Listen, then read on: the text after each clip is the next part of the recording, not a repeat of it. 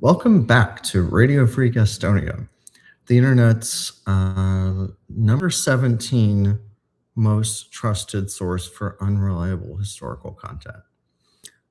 Just good enough historical content. Our numbers are dropping, folks, but we're working on it. We've hired consultants. Um, I think they're stealing from us, but I mean, uh, I assume they know what they're doing. Anyway, um, this is the new year, January 3rd of 2026. And, I don't mean to be too jubilant or cheerful. Completely insane thing happened earlier today, which is that the US somehow got Nicolas Maduro got. I did not think this was going to happen. I thought that he was probably sheltered away somewhere that would be very hard for them to find. I assume that his grip on the military establishment was maybe not as strong as some of us outside observers might have thought, and that somebody basically snitched on him. Um, Lovingly, the Nobel Peace Prize was given to an absolute nobody who's just a fascist cunt. Um, I mean, the U.S. has to have like just bribed the Nobel Prize Committee because now they're installing this woman as the new president. We'll see how that goes. Like as well as our friend of the show, routine guest Guaido. Did not work out great for him, but he must be feeling kind of a little chagrined now that he's been sidelined by whoever this fucking bitch is.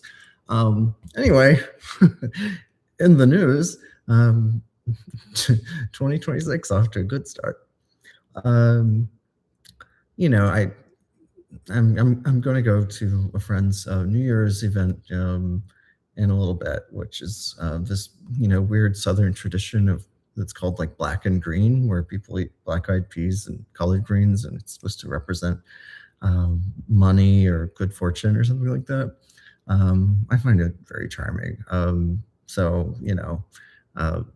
was just talking to my mom a minute ago, and I didn't realize that this is something that she had grown up doing with her grandmother, who would put like silver dollars in the collard greens.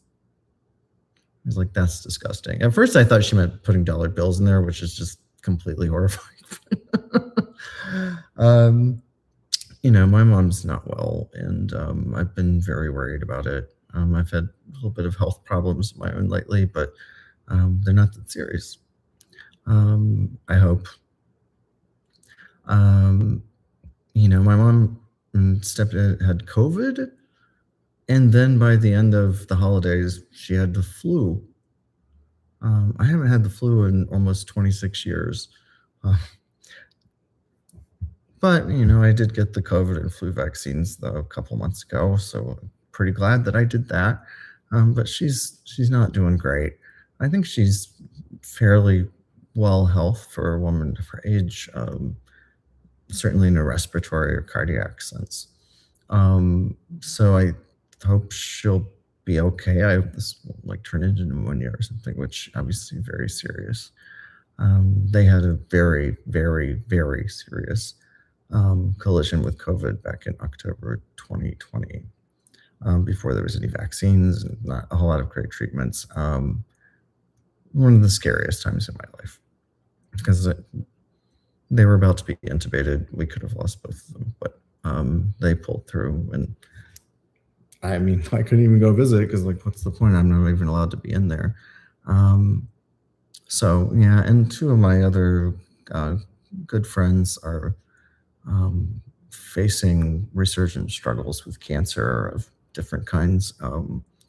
That in one case, I would say is going very badly. The other case, I think it's a little too early to tell, but it's a very rare type of cancer I'd never heard of before. But it seems like it can be treated. But my friend was going through just incredible pain leading up to the diagnosis, and I thought, maybe they had like sciatica or something like.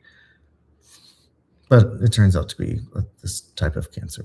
So this is not, I mean, just to say nothing of like all the other things my friends and family are going through. I have another family member who's struggling with cancer too, and I mean, I don't think it's great.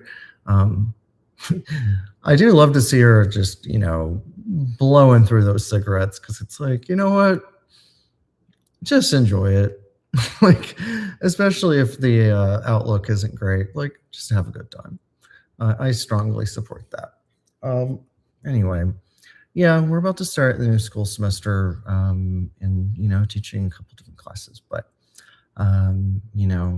tried to catch up on my movies, but yeah, I have a lot of like bureaucratic like stuff that I have to do, and there's something. I mean, it's enervating. Like nobody likes doing paperwork or bureaucracy, but for a certain type of personality, there's something kind of soothing almost about like organizing and formatting like a spreadsheet or a PDF, making sure all the I's are dotted and the T's are crossed, and that the periods are all in the right places.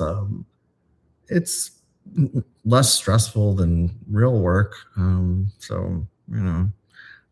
mean, I'm not enjoying it. I can tell you that, but um, yeah, just I don't know. I guess in a chaotic world, like being able to organize something and get everything and hopefully everything in its right place, as Radiohead famously said, ominously, um, can be relaxing in a weird way. But I still have a lot of work to do.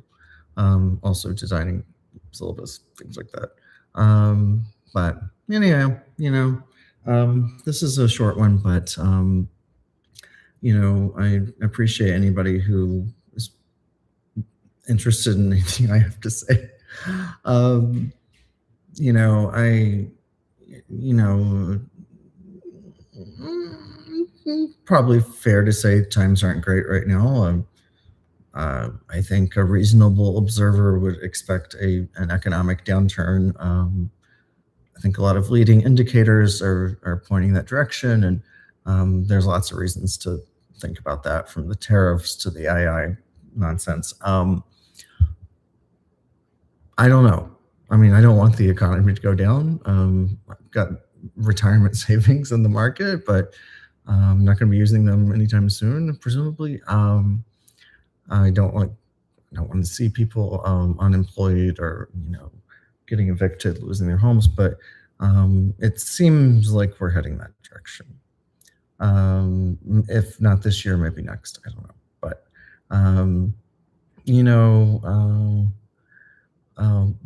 the future is a foreign country. It's the undiscovered country, as Star Trek said, and we don't know.